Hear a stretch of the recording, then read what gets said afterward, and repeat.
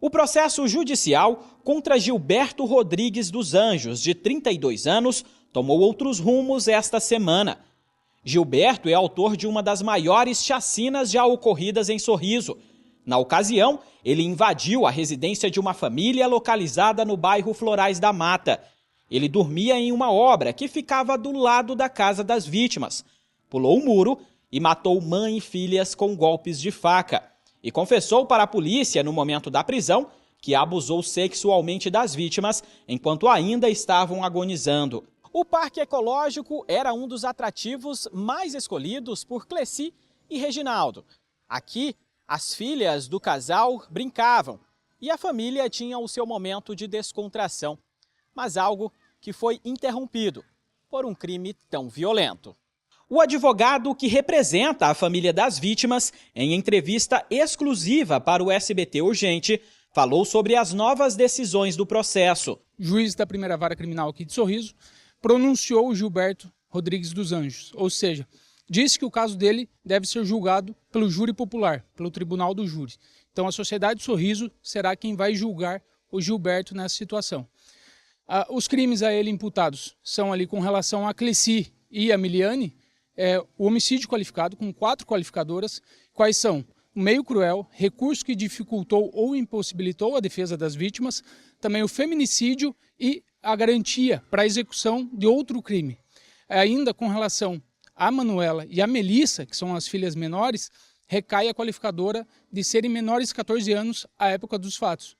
E ainda com relação aos crimes conexos, ele vai responder pelos estupros de vulneráveis com relação a Cleci, por conta de que ela não conseguiu oferecer resistência no momento dos atos, no momento em que ela foi estuprada.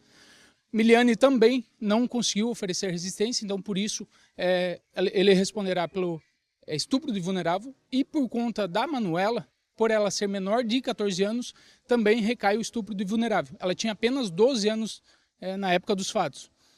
Com relação também ali ao feminicídio, incide também uma causa que aumenta essa pena dele, por conta dele ter cometido o crime na presença de ascendente ou descendente, enfim, continha ali na situação, na cena, a mãe e as filhas.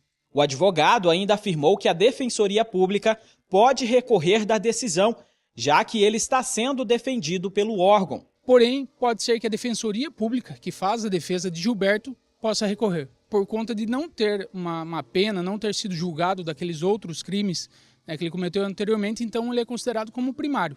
Mas, mesmo assim, ainda a pena provável dele passará dos 120 anos. Pelo menos os 100 anos com certeza passará.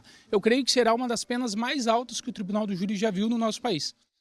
Tem muitas pessoas que falam, mesmo se ele for condenado a 100 anos, ele não vai cumprir esses 100 anos, mas ele vai cumprir uma boa parte disso, doutor. Sim, hoje em dia temos no processo penal, no Código Penal, que a pessoa pode cumprir no máximo 40 anos em regime fechado. E possivelmente por tudo que tem do caso, por todos os crimes que ele cometeu, pela gravidade, pela quantidade de pena que ele irá pegar, ele irá sim pelo menos ficar 40 anos atrás das grades. Sorriso foi considerada a cidade que mais teve números de abusos sexuais contra menores de idade, de acordo com o Anuário Brasileiro de Segurança Pública. E pelo menos 2 das vítimas desta chacina podem ter sido incluídas nesta estatística.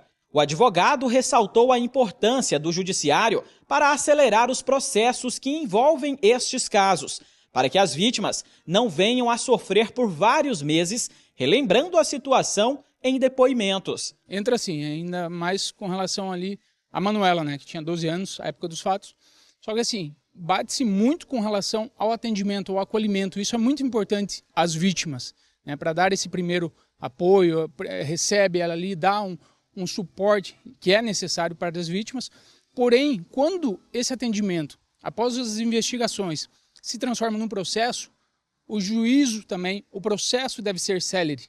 Não podem processos ficar aqui tramitando mais de anos para que se chegue a um resultado. Aquelas vítimas sofrendo com essas situações. Por exemplo, até nesse caso, envolve 3 estupros de vulneráveis. Que também, possivelmente, os outros 2, por ser considerado estupro de vulnerável, entrem também nesse ranking aí. Então, deve existir uma prioridade. Os processos devem tramitar de uma forma muito mais célere, para que as vítimas não fiquem se martirizando, sofrendo, cada vez repetindo. Por exemplo, eu tenho um caso aqui desde março do ano passado que até hoje não foi feita a escuta especializada. A criança tem 8 anos de idade, já foi remarcado 2 vezes. Então não adianta um primeiro acolhimento, receber a vítima ali, sendo que ela não terá uma resposta ágil, rápida, para que ela esqueça isso e viva a vida dela. Então assim, temos que nos unir para que tudo funcione, desde o recebimento da vítima, do acolhimento e até o judiciário, até a solução do crime em si.